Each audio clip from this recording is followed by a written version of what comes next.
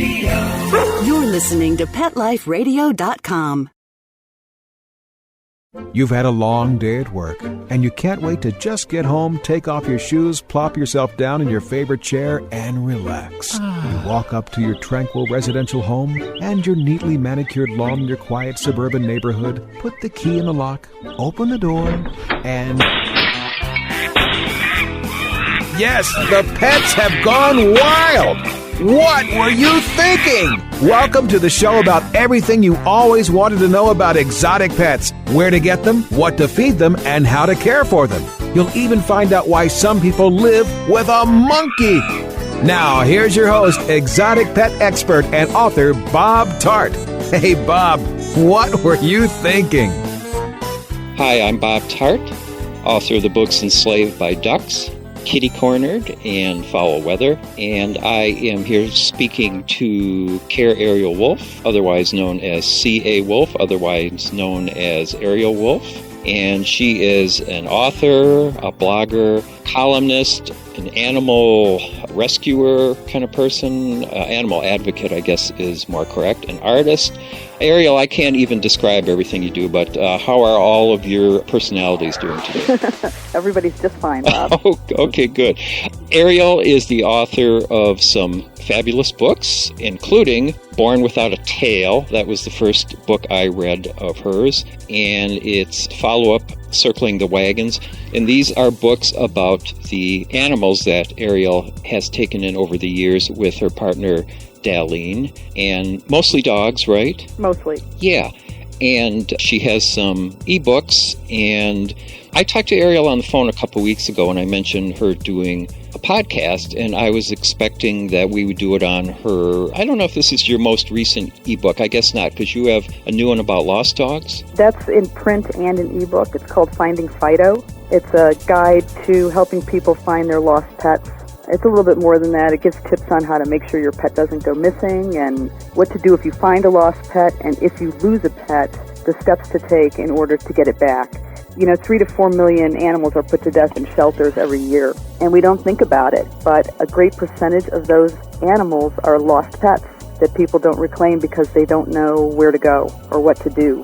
So the book is to help the normal pet owner. It's a good thing to have on your bookshelf just in case that happens. And 100% of the proceeds benefit the Beagle Freedom Project, which is an offshoot of ARME. It's an animal education channel that has a special segment that goes out and rescues laboratory animals.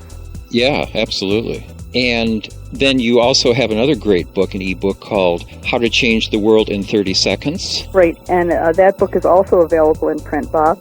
And that is how to use the internet to advocate for animals and how you can really make a difference in just 30 seconds a day. How do people find information about your book? Is your website the best place? They can find information on my website, which is yellowdoggie.com, and it's spelled YELLODOGGIE.com. They can find out about my books there, or they can find out about them on the Barking Planet website, which is barkingplanetproductions.com. Okay, and I should spell your name. It's Wulff, W-U-L-F-F, and you write your books as C.A. Wulff, is that right? That's right. Yeah. So when I talked to you a couple weeks ago and I mentioned a podcast, which I thought was funny, just out of nowhere you said, about the hermit crabs. And I didn't know what the heck that was about. Why did you bring up the hermit crabs? Well, I know your podcast is really about exotic pets. I'm a dyed-in-the-wool dog person. You might call me a dogaholic. So that's usually what we talk about. But the past 6 years or so, I've been living in a home with hermit crabs. And they're pretty fascinating creatures, and I've learned a lot about them.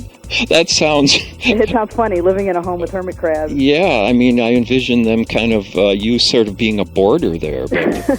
Well, I kind of feel like the house belongs to the animals anyway. Right.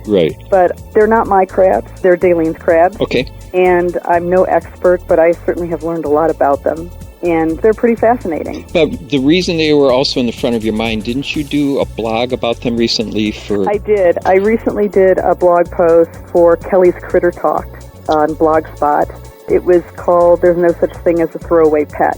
Cool. Now, do we know Kelly's URL, or should we just tell people to look? Is it crazycritterlady.com? Her blog is kellyscrittertalk.blogspot.com. Okay.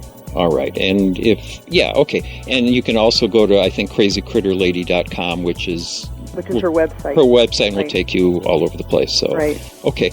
So there's no such thing as a disposable pet or a throwaway pet? A throwaway pet, right. Yeah. And the reason I wanted to write it is because hermit crabs are given away at fairs and festivals, and if you go into a pet store, they're only a few dollars, and they're usually not even kept correctly in the pet store. We've been in a lot of stores where they keep them in wire cages, like you would keep a hamster, and they sell them really cheaply. They're often used as a first pet for children. Yeah, I had them when I was a kid. Did you? Yeah. And they don't take such great care of them in the pet store because they consider them throwaway pets. And it's a phrase that bothers me because my opinion is if you're going to have a pet in your house, it is your responsibility, your moral responsibility, to take the best possible care of it that you can. And they're considered throwaway pets because people don't really research what they need, and so they don't live long. But a hermit crab can live 20 to 30 years. Wow. Yeah, if it's cared for properly. You know, they don't tell you that. And the pet store will sell you anything you want. They'll sell you a wire cage to keep it in, and that's not the right environment for them. So we ended up with these crabs when Dalene's sister bought one for her nephew, and the nephew was afraid of it because it has a great big pincher on it. And he said, Aunt Dee Dee, will you please keep this crab at your house and take care of it? Yeah. So there we were. We ended up with a creature we had never had before. We didn't know anything about them. The first thing we learned is that they don't like to be alone, even if they're called hermit crabs, which meant we had to go out and get another one. Oh. So then we had two things we didn't know anything about, and Dalene did a ton of research on them. And they went from a little, in the 6 years we've had them, Bob, we started out with a 20-gallon aquarium, and then it went to a 35-gallon, and then it went to a 50-gallon. And then we backed off to a 40-gallon breeder tank because it had more floor space. Mm-hmm, right. And we think that the next step is going to be to remove some panels and put two 40-gallons together. Because every time we make a crab habitat set up for them, it never seems big enough. Oh, they keep growing? Well, they do keep growing, and people keep bringing us their crabs. So we have 10 right now, and I've joked with Dalene that she should start a crab rescue. Right. In fact, I call her crabbitat the House of D for wayward crabs. We recently got 4, and 2 of them were driven to us several hours across state lines from an animal rescuer who had seen our setup online and decided that the crabs she had really needed to live here. Well, that's very nice that someone would go to that trouble. Yes, but this is a real animal rescuer person. Yeah. Serious rescuer. And then we have 2 tiny baby crabs that were brought to us by Dalene's other nephew because the kids had lost interest in them. And that is often what happens, because if they're not in the proper environment, the kids do lose interest because the crabs aren't doing anything. So let's talk a minute about where they come from and why they need a special environment. The crabs you buy in the store don't come from Chesapeake Bay. They are imported from Ecuador, Australia, or the Caribbean. And they are used to a certain level of humidity, and they're used to a certain temperature and salt water. And they need all of those things to be just right for them to grow and to thrive. And they are they kept in water or half in and half out? How? They're tree crabs. Okay. So they are on land most of the time, but they still need a saltwater pool that they can get in because they keep water inside of their shell to keep their bodies moist. And the salt has to be a certain salinity, so it replicates the ocean as closely as possible. And they also have to have fresh water that they can drink. They need substrate that they can dig in that is not just sand. We use like a coconut fiber type. It looks like mulch. It's called eco earth, and it needs to be deep enough that they can bury their bodies completely, because the way a crab grows is they shed their exoskeleton and they harden again, and it makes them grow a little bit, and they get into a bigger shell. So that's another thing. A crab won't grow unless it has bigger shells that it can get into. Yeah, I remember ours doing that. I thought it was very strange to see them suddenly in a different shell. They try to make the change pretty quick, don't they? They do. Yeah. They do, because they're vulnerable when they're out of the shell. And it's dangerous for them to molt with other crabs around, because sometimes they get eaten when that happens. They're so weakened. Even by the other hermit crabs? Yes. Oh. Yeah, in fact, we just had that happen. We had one of our smaller crabs molted, and these two new ones that were driven across state lines. I say it like that because they're like felons. Right. These guys have trashed this habitat over and over and over. They're just wild crabs, and they've escaped twice. They figured out how to push the glass up off the top to get out. Is it a different breed or something No. that they have a different personality? So No, like any pet, believe it or not, they look like such strange little aliens. They all have their own personalities. There's shy ones and there's aggressive ones. And these two are just like wild animals. They're everywhere at once. They bother all the other crabs. They shake them and push them around. And we had a very peaceful crab habitat until they showed up. is there any way you can isolate them at all? Well, we could, but then, how many aquariums can we have in the house? We've already got two because we have to have the babies in a little one. Right. And these guys are in a pretty big one, which we're intending to make bigger. So, it's kind of like, the mouse nightmare when we had. We'll talk about that another time. And that was encircling the Waggins, right? Right. Okay. We're going to take a quick break. I'm talking to Ariel Wulff, C.A. Wulff, W-U-L-F-F, yellowdoggy.com, Y-E-L-O, doggy, D-O-G-G-I-E.com, author of Born Without a Tail, Circling the Waggins, columnist for The Examiner, and I think the National Examiner. Right. Is that right? And she does all kinds of stuff. So you're listening to What Were You Thinking? And we will be right back talking about hermit crabs.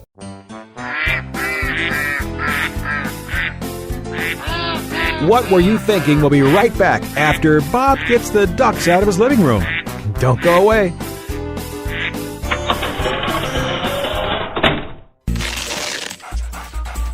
It's dinner time in America, where more pet parents trust PetSmart for natural and expert-recommended foods than any place else. And now, we've added more than 100 new varieties to our already wide selection of your favorite brands, like Simply Nourish, Authority, Wellness, Science Diet, and more. Do what's best for your pet. At PetSmart, happiness in store. Go to PetSmartDeal.com to find out this week's coupon code and save up to 30% on food, treats, toys, and more. And get free shipping on orders of $49. Go to PetSmartDeal.com, PetSmartDeal.com. Pet Life Radio, the #1 pet radio network on the planet, joins forces with iHeartRadio to put the power of your pets in your pocket. Awesome! Download the iHeartRadio app and rock Pet Life Radio on your phone, on your tablet, on your Xbox, in your car. Pet talk, pet tunes, and fun pet times. Pet Life Radio and iHeartRadio. Positively Possum. Hi, this is T.O.D. Anderson, and I'm the host of Get Positive Results on Pet Life Radio. We're going to talk about a variety of topics on canine behavior and training, all based on modern methods that are fun for you and your dog. We might be talking about other critters, too. So join us on Get Positive Results. We'll talk about common issues between you and your dog, answer your questions, discuss different activities you can do with your dog, and keep you posted on current canine news and products. All this on Get Positive Results on Pet Life Radio. Let's talk pets Let's talk pets on Pet Life Radio. Pet Life Radio. PetLifeRadio.com. Okay, we are back talking to Ariel Wulff, and we are talking about hermit crabs, and I've already learned more than I ever even suspected about them. I shouldn't be saying this because I'm the person who is telling everybody that every bird has a unique personality. I never dreamed that crabs would have personalities. I don't know why. I guess because you look at them and you think there's not a whole lot going on upstairs. Yeah, and I guess also because they're arthropods, right? Right. And I almost tend to think of them more as members of a collective than individuals, but apparently that's not true at all. And I mean, that would apply more to, I guess, insects, if even to the insect arthropods. But anyway, so you're sort of in, Crabville is sort of in chaos right now. It is a little bit in chaos, yeah. What do you think the outcome is going to be? Do you think these new ones are going to calm down or just keep stirring everybody up or what? I don't know, Bob. It's anybody's guess. How long have you had them? We've had them now about 8 weeks, I think. Yeah. And no better than they were? No. And, you can really tell a lot about a crab just by picking it up and how it responds. Yeah. Many of the ones we have, we'll pick them up and they retreat into their shell. Yeah. And this is something I thought interesting. The crab is in a proper size shell when the whole body can get inside, and then they can close off the opening with the big claw. Okay. And that's how they keep themselves safe. We have had some crabs that don't understand that. Dalene brought a couple home from the pet store because they were obviously in shells that were too small and they had nothing to change out of. And she knew that they were suffering that way. So she actually brought one home that was stuck in its shell. Oh. And, I don't know how she knew that by looking at it. She's really come to be like the crab whisperer. Yeah. But it was in a painted shell, and oftentimes they get stuck inside painted shells because the insides are painted. Ugh. And as the crab grows, it kind of sticks to their body. So she brought this little guy home and said, the guy at the pet store told me if he died, I could come back and they'd give me another one, but he's stuck in there. And he was really way too large for the shell. He couldn't retreat all the way inside, and it wasn't doing him any good. That crab soaked in the saltwater pool, which he didn't have at the pet store, for 3 days, just sat in there. And finally he was able to pull himself out of the shell, Wow. and he got into another one. Wow. And the whole experience made him lose a leg, which he grew back after he molted. But, it was very traumatic for him, and it's really a wonder he survived it. Yeah. Can you tell male from female with crabs? You can, but it's really difficult. Yeah. And we are continually arguing about the best way to do that. Yeah. So we don't know what we have. We've given them names, but we have no idea. Are they gender neutral names, or do you just... No, they're, first we started with Leroy. He was the first one. So we decided we were going to name them all similarly. So we had Leroy and Elroy and Delroy and... Do you have a Rob Roy? No, we didn't have a Rob Roy. But then, and then we had Cosmo. Cosmo? Cosmo. Wow, where did that come from? I don't know. They were all named with Roys and then Cosmo. And then after that, we got Gonzo. Oh. So we get into little, little silliness. Yeah. Well, would you recommend people buy these, or would you recommend they don't, so that maybe it'll cut down on the crab trade, or what? Well, I wish there was no crab trade. Yeah. Really. But I don't see how that's going to stop. Yeah. So I would say not to get a hermit crab unless you're willing to really put the time in to research them and do everything they need. They need to have a tank. They need to have the humidity between 70 and 80%. They have to be at a constant temperature between 75 and 85 degrees because they're tropical. And they have to have the proper food. Now, these guys are scavengers, so they'll eat almost anything. So you can give them fresh vegetables and bits of cookie and all kinds of things. Our crabs fight over fortune cookies. They love them. Yeah. And they ever crawl inside? No. We break them up. You have to break them up into little pieces. But they will, one crab will take it and run with it and guard it and won't let anybody eat it because they like them so well. Do you have any videos of the crabs? I do have videos. I put them on YouTube. And if you search my channel, which is Yellow Doggie, YELODOGGIE, on YouTube, you will find, maybe half a dozen videos that show how a crab eats, how they change shells. I think it even shows them in feats of strength, because whenever we bring a new crab home, they always get involved in feats of strength to see who's more powerful. Oh. And they push their big claws against each other, and sometimes they'll pick each other up, all kinds of crazy stuff. But you don't have any video of crabs with fortune cookies? No, I don't. Okay. Keep that in mind. I would love to see that. Yeah. Dalene one day she put some crackers with honey in their dish. And Leroy, who is our oldest crab, got in there and would not let anybody in the dish and would not get out until he had eaten all of it. So maybe what you want to tell people is to be crab rescuers rather than crab buyers. Right. I mean, are these things that someone could you wouldn't run into them at the animal shelter, right? No, I don't think so. But they find you somehow. They do find us. Do you ever find people who are in your area willing to take adopt one? Oh, I've never tried. Okay. You're talking about controlling humidity. Can you do that just by putting a cover partway, on their environment, on their tank, and so that would make it more... That does help, but we have something called a have-a-mist, which is a pump of sorts with a tube that runs into the cage, the tank, and it constantly, like, mists. Right. And then we have a glass cover, but you have to leave enough room for air, but the glass cover helps keep the humidity in. The heat of the cage helps keep it humid, too. And that's what I was going to ask you. How do you heat it? We have a heater on the bottom of the cage, so it's like a flat pad that sticks to the bottom. It's a reptile heater. Okay, right. You're saying cage, is it more... It's a tank. It's a tank, yeah, like an aquarium. It's a tank. Yeah. It's a crab habitat. Yeah. Is it better to have an aquarium with... How high should the sides be? Well, they love to climb. Uh-huh. So high is good because you can put things in there for them to climb on. Oh, okay. But you don't want them leaning against the sides very close to the top.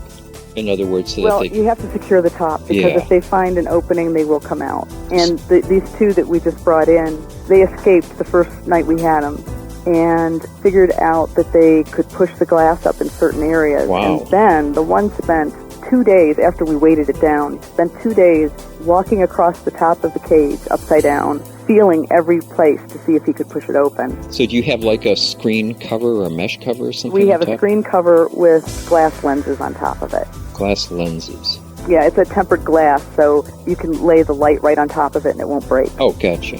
Okay. You probably have to be careful with lighting because otherwise that would heat it up too much. They do need a special type of light. We have a daylight bulb and also a nightlight bulb. So these are not cheap or easy pets. No, they're not. Well, people think they're easy, and that's where the whole idea of throwaway pet comes from, because sure, you can keep them in anything and feed them whatever you want and not give them what they need, but they're not going to live very long. Yeah. And unfortunately, a lot of people feel like that's just okay. That's just the way they are. That's the kind of pets they are, but they're not. Yeah, it sounds like a lot of specialized equipment then, because even the a substrate, if you want to call it that, the bedding. Right, the bedding. Yeah, that sounds pretty specialized too. You don't just put sand or aquarium gravel in there. No, actually, one of the things that crabs need a lot of is calcium, and that's what helps them retain their color. So the substrate, we have 3 substrates in the tank. It starts with a coral that is a special type of coral that has calcium in it. And then sand, which is also a reptilite sand, which also has calcium in it. And then the substrate that they can really dig into, which is the eco earth. And we also give them calcium supplement in their food. Is the substrate underwater, or is it No, banked? it's all land. It's all land, but right. Is there a water area of the tank? Or they have 2 pools. Okay, and are the pools raised and they go in and out? Or right, they're raised and they're also oxygenated, so the water's always circulating. Good grief, this is just mind-boggling. I had no idea that it was this complicated. So do they make good pets? They're very, if you have things set up just right, they're very interesting. And the more you have, of course, the more there is to watch. They're pretty busy a lot of the time. I notice they're busiest when everything is just right, when the temperature's just right and the humidity's just right. Then they get very active. And we have a lot of shells in there, so they're always checking out new real estate. Oh, yeah. And I thought this was interesting, and I have a video of this on YouTube. Leroy changed shells one night, and he didn't want to give up his old shell because he wasn't sure he was going to like the new shell. Yeah. And very often they'll do that. They'll get into a shell for a little while, and then they'll get back in their old one. Yeah. But when there's a lot of crabs, other crabs can take that shell if it's empty. Right. And he didn't want that to happen. So he changed shells, and then in the new shell, he sat in his old shell. It was like double occupancy. Really? Yeah. And then he decided he didn't like the new shell, and he went back in the old one. Wow. But he took them both up at the same time, which I thought was hilarious. Now, can you interact with them? Can you take them out and have them, crawl on your hand? Or sure. And we do take them out. And sometimes we take them out and put them on the sidewalk and let them run around a little bit. How are they in terms of interacting with you? Do they recognize you or know your voice or, anything like that? That I don't know. Yeah. I don't know. We do think that a couple of them watch TV. Well, it's about the... I shouldn't denigrate the crafts, but it's kind of the perfect audience for television. Yeah. Huh. What show do they like? I should say SpongeBob SquarePants. Oh, yeah, you should. But, no, just about anything. We have noticed we turn on the TV, a couple of them will come over to the edge facing the TV, and they'll stay there for a while. Wow, that's interesting. And here's something else interesting. We've had other pets in the house, and the dogs have been very interested in them. The dogs could not care less about the crabs. How about when you had... do you have any cats now? No, we don't have any cats right now. I'm sure the cats would find them fascinating. Okay, but dogs, not interested. Not interested. Wow. So how large do they get if you keep providing shells?